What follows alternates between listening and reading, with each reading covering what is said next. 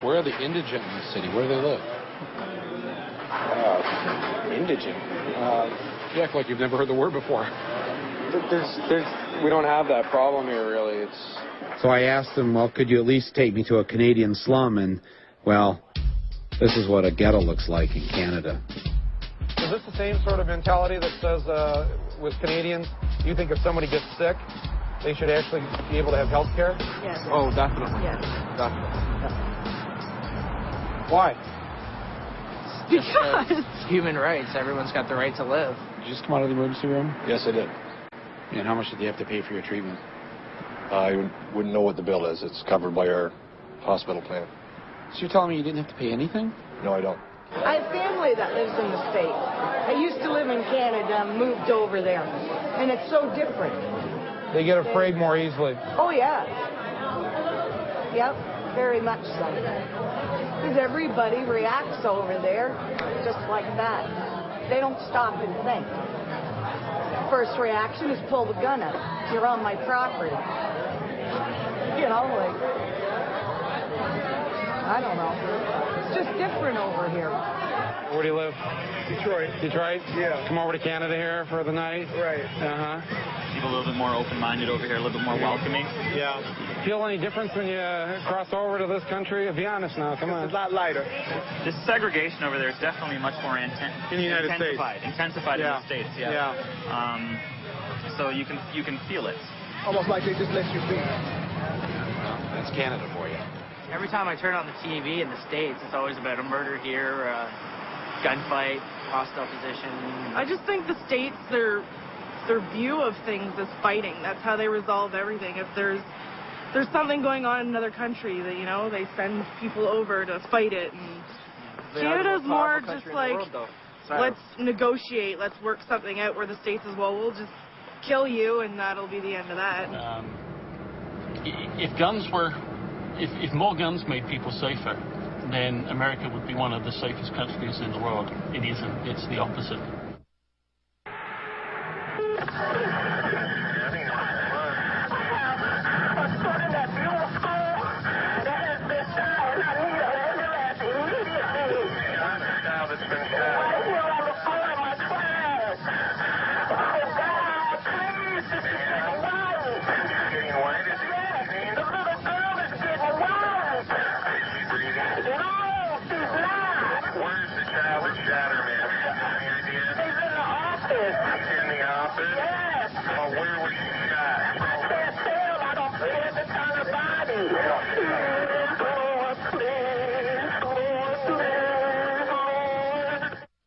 I heard that 911 call, you know, on TV someplace. It was horrible. It was just...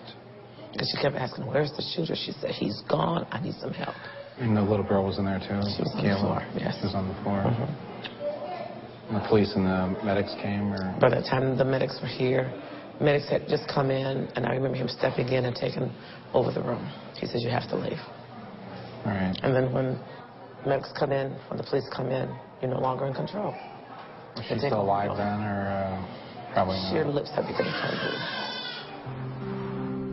Back in my hometown of Flint, Michigan, a 6-year-old first-grade boy at Buell Elementary had found a gun at his uncle's house, where he was staying because his mother was being evicted. He brought the gun to school and shot another first-grader, 6-year-old Kayla Rowland. With one bullet that passed through her body, she fell to the floor and laid there dying, while her teacher called 911 for help. No one knew why the little boy wanted to shoot the little girl. As if the city had not been through enough horror and tragedy in the past 2 decades, it was now home to a new record, the youngest school shooting ever in the United States. On the morning of the shooting, it only took the news helicopters and satellite trucks a half hour to show up on the scene.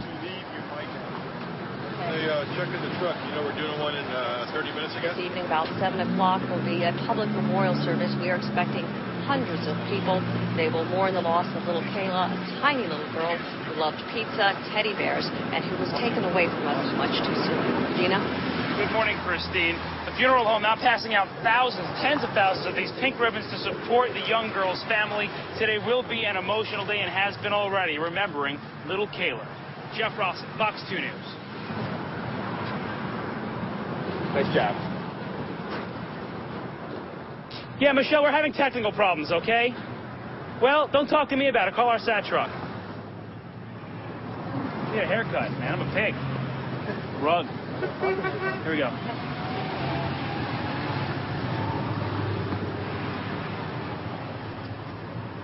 Some too choked up even to speak about it. There's a memorial service scheduled here for 7 o'clock tonight. We're live in Flint, Michigan this afternoon. Jeff Rawson, Q13 reports. Thank you. Thank you. I kind of need it, don't I? Yeah, you do. I got number 10. I have some. I just didn't put it in. I didn't have a chance. I have hurricane too. Hurricane. This man prayed for Kayla, then let the balloon go. I said we have the color picture, not the black and white color. Plenty of media here that covered Columbine. You know, there are some networks, especially, that go from, unfortunately, tragedy to tragedy. And I feel bad for them, because that's all they see. Tragedies. If I was trying to crunch right now for the 5 and the 6. Today we're feeding CNN and Fox, so. The national media had never visited Buell Elementary, or the Beecher School District in which it sat, or this part of Flint ever before. And few, if any, of these reporters bothered to visit it, even when they were here now. If they had ventured just a block away from the school or the funeral home, they might have seen a different kind of tragedy that perhaps would contain some answers as to why this little girl was dead. For over 20 years, this impoverished area in the hometown of the world's largest corporation had been ignored as completely as it had been destroyed. With 87% of the students living below the official poverty line, Buell and Beecher and Flint did not fit into the accepted and widely circulated storyline put forth by the nation's media. That being the one about America and its invincible economy.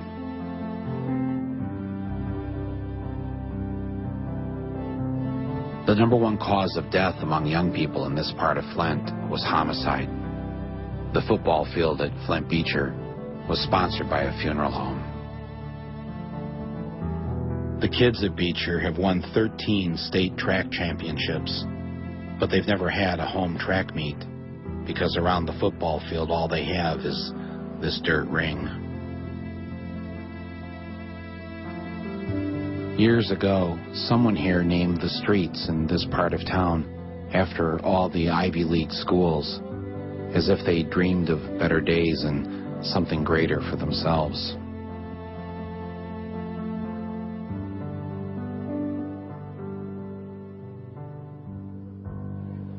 The children are doing well. Faculty and staff are doing well. But we don't forget. We don't forget. Just don't want this to happen to anybody else. You know, it's... I know. I know. I don't want it to happen to anybody else either. I thought I would, It's okay. It's okay. It's okay. It's okay.